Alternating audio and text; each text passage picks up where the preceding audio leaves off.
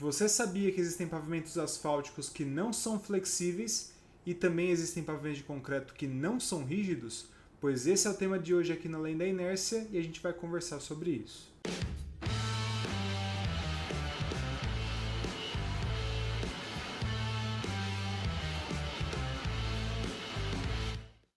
Olá pessoal, bem-vindos ao Além da Inércia. Se você é novo por aqui, já clica no botão de se inscrever para acompanhar as nossas próximas publicações. E no vídeo de hoje a gente vai conversar sobre um tema muito interessante, que é a real definição daquilo que é um pavimento flexível e daquilo que é um pavimento rígido, né? Será que todo pavimento asfáltico é flexível e será que todo pavimento de concreto ele é realmente rígido? Esse é um tema que acaba deixando muitas pessoas com dúvida. Só para contextualizar, esses dias atrás, uma aluna minha de iniciação científica, ela veio exatamente com essa dúvida, né? E eu achei uma dúvida muito interessante, porque essa é, na verdade, um tema que eu discuto junto com os meus alunos em sala. Porque esse tema, né, de como eu classifico um pavimento entre rígido e flexível, acaba deixando as pessoas muito com dúvida, principalmente porque alguns manuais, às vezes alguns documentos técnicos, acabam colocando erroneamente uma classificação. Eles acabam definindo que o material asfáltico é flexível, que o concreto é rígido, e aí fica simplesmente dessa forma a definição de que todo pavimento asfáltico é flexível e todo pavimento de concreto é rígido, quando na verdade isso é um erro. Então essa dúvida, né, que ela trouxe eu achei muito interessante e achei legal também trazer aqui para o canal para a gente discutir sobre isso, né? Bom, o que é então um pavimento flexível e o que é então um pavimento rígido? Vamos para a definição com base naquilo que nós realmente entendemos por mecânica dos pavimentos. Se você parar para pensar em algum tipo de estrutura que não seja o pavimento, né, um pilar, uma sapata, por exemplo, eles também têm algumas classificações do que seria uma sapata rígida ou flexível, por exemplo, do que seria um pilar ali, de qual seria a rigidez daquele pilar, né?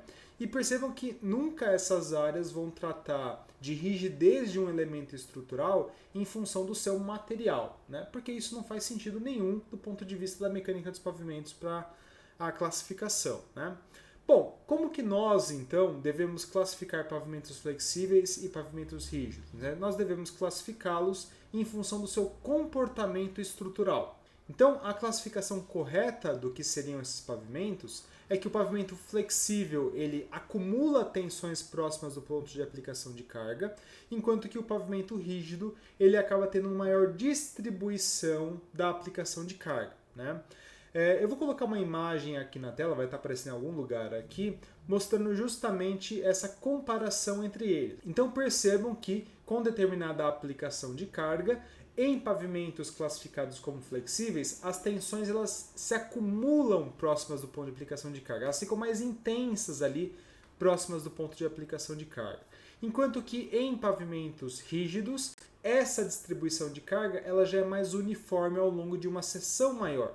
Então nós temos uma área toda de contribuição onde essa carga vai ser distribuída. Então, a classificação correta do que seria um pavimento flexível e do que seria um pavimento rígido é justamente essa, relacionando ali a forma como as tensões vão se distribuir naquela estrutura de pavimento. Aí vem então aquela dúvida, né? Então quer dizer que o pavimento asfáltico ele não é flexível? Depende. Por que depende? Porque essa forma de distribuição de tensões ela vai depender ali da rigidez com que cada material vai apresentar, né? E entende-se aqui rigidez, tanto a rigidez do próprio material, o módulo de elasticidade desse material, quanto também a rigidez da flexão desse material, ou seja, a espessura que ele vai apresentar. Dependendo dessa combinação de fatores, então, nós podemos ter ali tensões acumuladas próximas do ponto de aplicação de carga ou não, né? A depender ali de como nós estamos constituindo a nossa estrutura.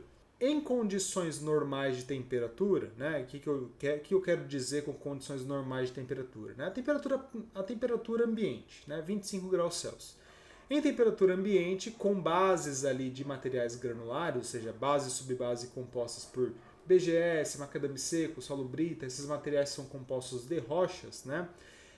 O comportamento estrutural desse pavimento ele é de um pavimento flexível, ou seja, nessas condições, né, de temperatura a 25 graus e camadas granulares, nós temos então um pavimento asfáltico classificado como flexível. Agora, em alguns países, principalmente aqueles países em que a temperatura ambiente acaba ficando abaixo de zero, né? Então nós teríamos ali um pavimento submetido a uma temperatura muito baixa, né? Pode acontecer ali, então, dessa camada asfáltica, como ela é um material viscoelástico, ela vai então acabar ficando mais rígida, ou seja, ela vai adquirir um módulo de elasticidade maior, e por conta desse módulo de elasticidade ficar maior, o comportamento estrutural daquele pavimento vai mudar completamente.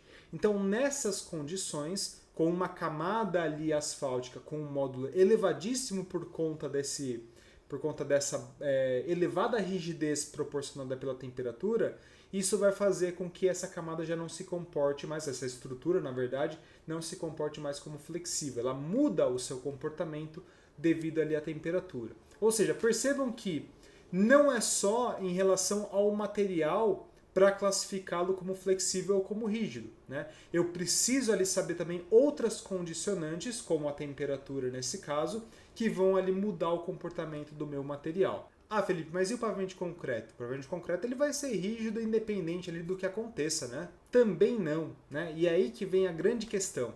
Porque o pavimento de concreto ele vai ter o seu comportamento distribuindo numa área maior a depender também de dois fatores. Ou seja, a depender ali da rigidez que o material possui e, de fato, a rigidez, ou seja, o módulo de elasticidade do material concreto é elevado, né? 25, 30 mil megapascal, mas não é só essa condicionante que vai ser levada em consideração, né? A distância entre juntas que vai fazer com que essa placa se comporte daquela forma também é uma variável importante. Então, se nós tivermos uma redução dessa distância entre juntas, ou seja, eu mudar a dimensão da minha placa, pode chegar a uma certa distância, uma certa dimensão de placas, em que esse pavimento não vai mais se comportar como rígido e vai se comportar como flexível, ou seja, a área em que ele aplicaria tensões seria tão pequena que ela acabaria acumulando tensões também. Como que isso acontece, por exemplo, né? Pavimentos intertravados. Pavimentos intertravados, eles têm ali o bloco em concreto, elevado uma elasticidade, mas como são peças pequenas e separadas, embora aquele material tenha um elevado elasticidade, ele acumula tensões próximas do ponto de aplicação de carga. Então o comportamento dele é de um pavimento flexível. Então percebam que olhar só a superfície do pavimento ou olhar só o material que constitui aquele pavimento não é uma forma certa de dizer se ele é um pavimento flexível ou um pavimento rígido. Eu preciso de mais informações, eu preciso coletar mais informações ali que estão ao redor para conseguir realmente diferenciar, classificar esses pavimentos entre flexíveis e rígidos. Bom, pessoal, o vídeo de hoje era isso. É um vídeo simples, é um vídeo com um tópico muito básico, mas esse básico ele é essencial e muitos engenheiros acabam não sabendo diferenciar pavimentos flexíveis e rígidos de forma correta, né? Digo isso por experiência própria, por dar aula em graduação, por dar aula em pós-graduação e muitas vezes ver engenheiros com vários e vários anos de engenharia, vários anos de formação, não sabendo diferenciar pavimentos de flexíveis e rígidos em função ali das tensões e deformações que esse pavimento está submetido. Tá legal? Se ainda não deu o seu curtir aqui, esse é o momento para dar uma força aqui para o canal e ajudar a crescer, em chegarem mais pessoas para distribuir esse conteúdo de engenharia de pavimentação. E eu espero vocês no próximo vídeo. A gente se vê por aí. Até mais.